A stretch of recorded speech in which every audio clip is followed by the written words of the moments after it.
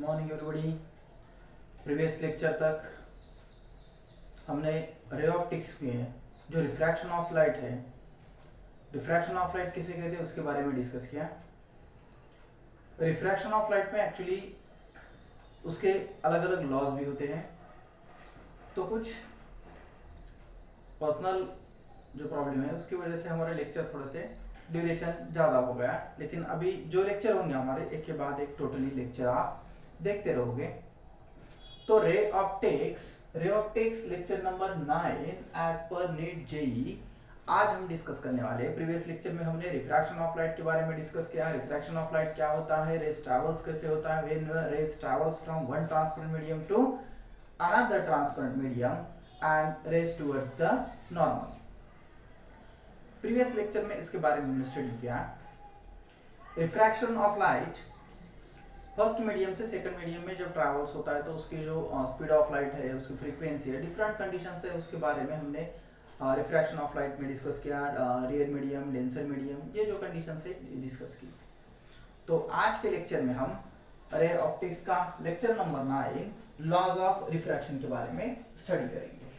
क्या होगा आपका laws of refraction, laws of refraction. जैसे हमने लॉज ऑफ रिफ्लेक्शन के बारे में भी डिस्कस किया, तो ये भी लॉज ऑफ रिफ्रैक्शन होगा आपका। तो लॉज ऑफ रिफ्रैक्शन क्या है, कौन कौन से laws, first law, second law, third law, या कई बुक्स में उसे 2 ही लॉ में डिस्कस किया है। एक्चुअली 3 भी कर सकते हैं आप या 2 ही कर सकते हैं, लेकिन 3 लॉ में हम उसे अलग अलग डिस्कस करेंगे। तो मेरा नाम है सुरवसेन जी और आप देख रहे हैं मेरा चैनल श्री सुरवसेन नाम का चैनल देख रहे हैं। तो लाइक कीजिए, शेयर कीजिए और सब्सक्राइब कीजिए। या आप सब्सक्राइब कर सकते हैं, पहले सब्सक्राइब कीजिए, लाइक कीजिए और शेयर कीजिए। आप स्टूडेंट है, आपने तो वैसे किया है, लेकिन और भी आपके जो फ्रेंड्स है उनको भी बताइए। क्लासरूम पे लेक्चर, डेली लेक्चर हमारे होंगे क्लासरूम पर। तो आप बोलेंगे नहीं सर अभी तो 12th का एग्जाम भी कैंसिल हो गया है, अभी फिलहाल तो प्रैक्टिकल है, हमें तो कुछ भी जरूरत नहीं है, अभी तो हम 11th में पढ़ रहे हैं। लेकिन ऐसा मत सोचो, अगर आपको नीट देनी है, जेईई देनी है, उसके कंसेप्ट ठीक से आपको डिस्कस करने हैं, तो उसके लिए आपको इसलिए क्या करना पड़ेगा, आपको आपकी तैयारी जो है वो चालू रखनी पड़ेगी। आप एक के बाद एक आप डिस्कस करते रहिए, जो मैं डिस्कस करूंगा वो आप लेक्चर देखते रहिए, ठीक है। तो आज हम लॉज ऑफ रिफ्रैक्शन में स्टडी करेंगे। लॉज ऑफ रिफ्रैक्शन में क्या है, तो लॉज ऑफ रिफ्रैक्शन में हम देखते हैं कि एक्चुअली डायग्राम से मैं डिस्कस करूंगा और उसके बाद आपको बताऊंगा कि ये तीनों लॉ हम कैसे कैसे फिनोमेना स्टडी करेंगे। तो उसका फर्स्ट लॉ क्या बताता है लॉज ऑफ रिफ्रैक्शन में, उसका laws of refraction first law, जब आपका मीडियम, 2 मीडियम है आपके पास, यहां पर होगा आपका रेयर मीडियम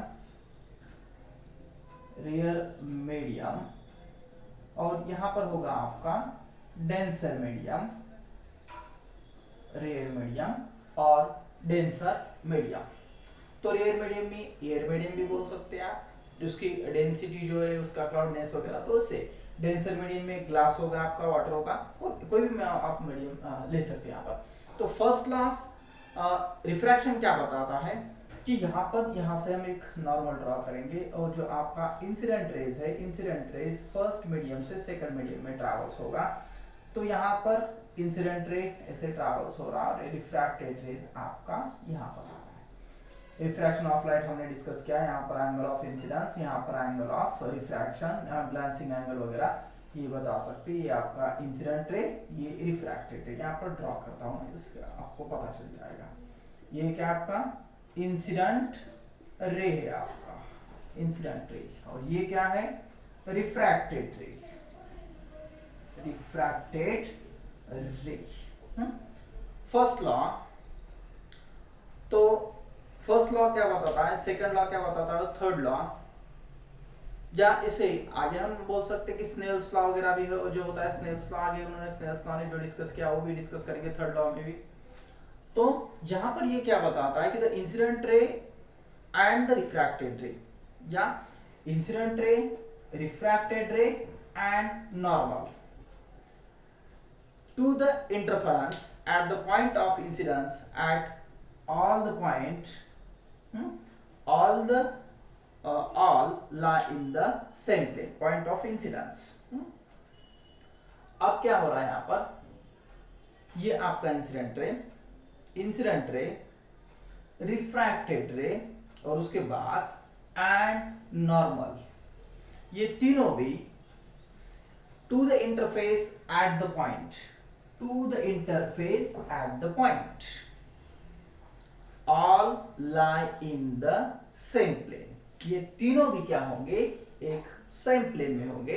ये हम क्या बता रहे हैं यहां पर, ये बताता है कि आपका इंसिडेंट रे थोड़ा सा अच्छा लिखता हूं, तो बाद में बच्चे बोलते हैं कि सर अक्षर छोटा हो रहा है वगैरह। ठीक है, तो यहां पर हम डिस्कस करेंगे क्या है, incident ray, refracted ray and normal, ये जो तीनों भी है interface at the point of incidence all in the same plane. ये तीनों भी क्या होंगे, lie in the same plane, lie in the same plane. ये बताता है फर्स्ट लॉ ऑफ रिफ्रैक्शन या लॉज ऑफ रिफ्रैक्शन में, ये आपको पता चलेगा। अब सेकंड लॉ भी बहुत ही आसान है। सेकंड लॉ में क्या बताते हैं ये, अब ये हो गया three lie in a same plane. अब सेकंड लॉ क्या बता रहा है, सेकंड लॉ डिस्कस करेंगे हम। सेकंड लॉ ऑफ रिफ्रैक्शन का सेकंड लॉ क्या बताता है, if the incident ray and diffracted lie on the opposite sides of the normal in two different media. अब क्या है कि आपका जो इंसिडेंट रे है, इंसिडेंट रे, और ये जो दूसरा है क्या है, रिफ्रैक्टेड रे एंड रिफ्रैक्टेड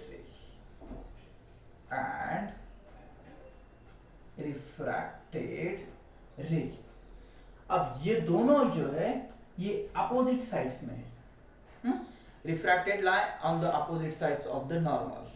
अब ये नॉर्मल है आपका, नॉर्मल के इस साइड्स में इंसिडेंट रे है, एक अलग मीडियम है। अब ये यहां पर आने के बाद ये इस साइड्स को है, नॉर्मल के अपोजिट साइड को, यानी angle of incidence and angle of refraction opposite sides, दोनों भी क्या है, opposite sides, lie on the opposite sides में है, नॉर्मल के अपोजिट साइड्स में, अपोजिट, ये जो है दोनों भी अपोजिट साइड्स है। तो अपोजिट साइड्स है दोनों भी अपोजिट साइड्स। अब ये अपोजिट साइड तो है, लेकिन उसके बाद ये क्या है इसमें कि अब फिलहाल ये जो अपोजिट साइड तो है, लेकिन दोनों भी डिफरेंट मीडियम में, two different medium, real medium, denser medium. तो ये हो गया सेकंड लॉ। अब क्या क्या है कि कुछ बुक्स में इसमें इसको दोनों लॉ के एक ही लॉ में बताया गया, कैसे कि फर्स्ट लॉ और सेकंड लॉ, यानी फर्स्ट लॉ में क्या बता रहे हैं हम कि incident ray, refracted ray, normal lie in a same plane, एक मीडियम पर या एक सिंगल पॉइंट पर ये मिल रहे, तो सेम प्लेन में मिल रहे, ये हम यहाँ पर बता रहे हैं। और दूसरा क्या है कि ये इंसिडेंट रे और रिफ्रैक्टेड रे, ये क्या है, ये opposite sides in the normal, ये बता रहे कि ये जो दो लॉ है, एक ही इसमें बताया कि एक लॉ ही बता सकते, लेकिन ये दो डिफरेंट करके अगर हम ले रहे तो उसको आपको समझने में आसान हो जाएगा। तो ये हो गया इसका कंडीशन कि इंसिडेंट रे और रिफ्रैक्टेड रे अपोजिट साइड्स में है, नॉर्मल से यहाँ से आपको दिख रहा है कि ये यहाँ पर है, ये इस मीडियम में है, दो डिफरेंट मीडिया है, ये सेकंड लॉ ऑफ रिफ्रैक्शन बताता है। ठीक है, अब तीसरा जो है जिसे स्नेल्स लॉ भी कहा जाता है, Snell's law of refraction, Snell's law या लॉ, थर्ड लॉ भी आप बोल सकते हैं। थर्ड लॉ क्या बताता है, थोड़ा सा डिस्कस करेंगे यहाँ।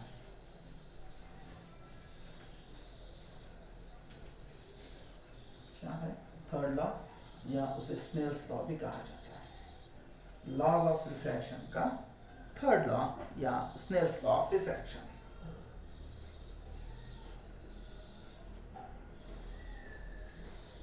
थर्ड लॉ होगा आपका, या इसे स्नेल्स लॉ भी कहा जाता है, इन लॉज को स्नेल्स लॉ ऑफ रिफ्रैक्शन वगैरह भी कहा जाता है।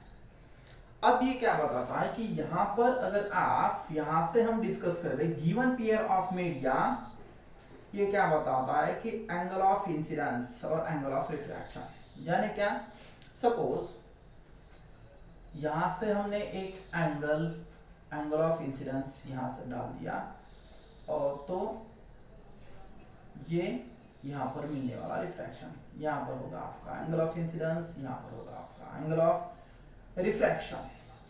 अब लॉ रिफ्रैक्शन ऑफ लाइट क्या बताता है, एक when a rays travels from one transparent medium to another transparent medium and rays towards the normal। तो स्नेल्स लॉ या उन्होंने क्या डिस्कस किया कि for a given pair of media the ratio of sine of angle, यानी sine R, ये जो है for a given pair of media the ratio of the sine of angle of incidence to the sine of angle of refraction is always constant. उन्होंने constant बताया, यानी क्या, sign I और sine are, इन दोनों का अगर आप रेशियो लोगे तो क्या होगा, कांस्टेंट होगा। कांस्टेंट। अब ये कांस्टेंट कैसा है, और भी और थोड़ा सा आपको डिस्कस करते हैं इसे। ये हो गया एक कंडीशंस, ठीक है। अब क्या किया हमने, सपोज यहां पर इसका जो एंगल है, अब ये जो एंगल है, सपोज यहाँ पर इसका 30 डिग्री एंगल है, इसका सपोज कंसीडर किया हमने ये 20 डिग्री एंगल है। अब क्या किया हमने कि सपोज यहाँ पर एंगल ऑफ इंसिडेंस, अब ये ग्रेटर होगा तो ये तो क्या है, ये तो टुवर्ड्स द नॉर्मल है, ये तो इससे कम ही होगा। सपोज यहाँ पर हमने फिर से यहाँ पर क्या कर रहे हैं, इसे साइन आई कर दिया, फिर हमने और एक ड्रॉ किया इस फॉर्म में, ये होगा आई, आपका I1 भी कह सकते हैं आप, इसे R1 भी कह सकते हैं आप। ये अलग हो सकता है, इसका एंगल अलग हो सकता है, इसका एंगल अलग हो सकता है, इसका रिफ्रैक्शन का एंगल भी अलग हो सकता है, डिग्री अलग अलग हो सकते हैं। सपोज यहाँ पर क्या है कि ये जो है sine I divided by sine R equals to, हम इसे ऐसा भी लिख सकते हैं, sign I1 divided by sine R1। अब क्या है कि अगर 30 होगा, यहाँ पर हमने सपोज अगर 35 डिग्री ले लिया, यहाँ पर और कम हो सकता है, ये बढ़ गया तो ये भी कम ज्यादा हो सकता है इससे। जैसे जैसे हम इसको यहाँ पर लाएंगे, ये भी रिफ्रैक्शन क्या हो जाएगा, कम हो जाएगा। सपोज यहाँ पर ये बढ़ गया तो थोड़ा सा ये भी क्या हो सकता है, डाइवर्ट हो सकता है इधर। तो sine I divided by R equals to sine I divided by sine R1, sine I1 divided by sine R1 equals to constant. ये कब तक कांस्टेंट रह सकता है, कब तक constant, until the same medium, यानी ये ऊपर का रेयर मीडियम होगा और नीचे का डेंसर मीडियम होगा। अभी देखो यहाँ पर भी ये आई क्या है, रियल मीडियम में, ये दोनों भी क्या है, एंगल आपका एंगल ऑफ इंसिडेंस ये रियल मीडियम में होगा, और ये जो है यहाँ पर आपका डिफ्रैक्शन ये डेंसर मीडियम में होगा। सिमिलरली यहाँ पर भी यही है, sine I divided by sine R, sine I1 divided by sine R1 equals to constant. तो ये कांस्टेंट रहेगा, रेशियो कभी भी आप ले सकते, यहां तक भी ला सकते, तो इसका रेशियो क्या होगा, कांस्टेंट होगा। एंगल ऑफ इंसिडेंस बढ़ा दो, एंगल ऑफ इंसिडेंस घटा दो, तो क्या रहेगा, इनका जो रेशियो है, जब तक आपका मीडियम सेम है, अंटिल द मीडियम सेम, ये जो मीडियम आपका सेम होगा तब तक इनका रेशियो क्या होगा, कांस्टेंट आएगा, sine I divided by sine R या sine I1 divided by sine R1 equals to constant. ये कंडीशन सेम आ सकती है, या आप इसे ऐसा भी लिख सकते हैं। अब क्या है कि ये मीडियम फर्स्ट है, refractive index first, refractive index medium second. ये रिफ्रैक्टिव इंडेक्स का सिंबल है, हम आगे देखेंगे कि रिफ्रैक्टिव इंडेक्स एक्चुअली क्या है, रिफ्रैक्टिव इंडेक्स क्या क्या होता है। लेकिन यहाँ पर μ1 is the refractive index of first medium, μ2 is the refractive index of second medium. तो इसे ऐसा भी लिखा जाता है, क्या, first medium with respect to second medium, refractive index of first medium with respect to second medium equals to sine I divided by sine R equals to constant. इसको क्या लिखा जाता है, कांस्टेंट, या इसे हम ऐसा भी लिख सकते हैं R म्यू डी, यानी refractive index of denser medium with respect to real medium. Refractive index of denser medium with respect to rare medium, ऐसा भी हम इसे लिख सकते हैं। और अलग अलग इसको सॉल्व करके इसके जो अलग अलग फिनोमेना है उसके बारे में हम डिस्कस करेंगे और भी डिस्कस करेंगे, लेकिन यहाँ पर आपको क्या फिलहाल ध्यान में रखना है कि लॉज ऑफ रिफ्रैक्शन क्या है। तो laws of refraction, first laws of refraction आपका क्या बताता है कि the incident ray, refracted ray and normal to the interface at the point of incidence all lie in the same plane। ये incident ray, refracted रे और normal तीनों भी एक ही प्लेन में होंगे, एक पॉइंट पर मिल रहे, तीनों भी एक ही मीडियम में, एक ही प्लेन में होंगे। उसके बाद सेकंड लॉ क्या बताता है आपका कि इंसिडेंट रे और रिफ्रैक्टेड रे अपोजिट साइड्स में है। नॉर्मल अगर आप देखोगे तो अपोजिट साइड्स होंगे दोनों ही।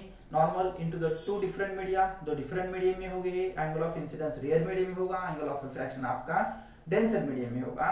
और तीसरा थर्ड लॉ जो है वो क्या बताता है, तो for a given pair of media जो आपका the ratio of sine of the angle of incidence to the sine of the angle of refraction is always constant. Sine I और साइन आर इन दोनों का ratio क्या होता है, same होता है अगर मीडियम आपका medium is the same medium है। तो sine I divide by sine R आपका क्या होगा, कांस्टेंट होगा। तो ये फिनोमेना हमने यहाँ पर डिस्कस किया। Refractive index of second medium with respect to first medium, sine I divide by sine R, यानी refractive index μ1 is the rarer medium का है ये, और μ2 क्या है, डेंसर मीडियम का रिफ्रैक्टिव इंडेक्स हमने यहाँ पर लिया है। तो अब यहाँ पर μ1 और μ2 लिया है, कुछ बुक्स में उसे ऐसा भी लिया होगा, कुछ प्रॉब्लम नहीं, उन्होंने n1 से भी इंडिकेट किया होगा या n2 से भी इंडिकेट किया होगा रिफ्रैक्टिव इंडेक्स को। नहीं तो आप बोलेंगे सर यहाँ पर तो μ1 μ2 आपने डिस्कस किया।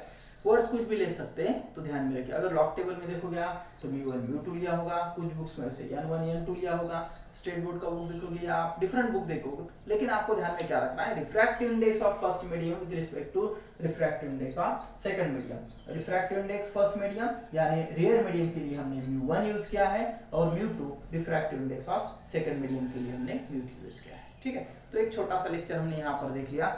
नेक्स्ट लेक्चर में हमने हमें क्या देखना है, तो rules for change in path of ray while travelling from one transparent medium to another, one medium to another medium भी हम बोल सकते हैं। यानी रेज आपका rarer medium to denser medium आ रहा है, तो अगर रेज आपका क्या होता है, टुवर्ड्स द नॉर्मल आता है, rarer medium to denser medium आपका रेज आता है तो टुवर्ड्स द नॉर्मल आता है, रिफ्रैक्शन एंगल छोटा होता है।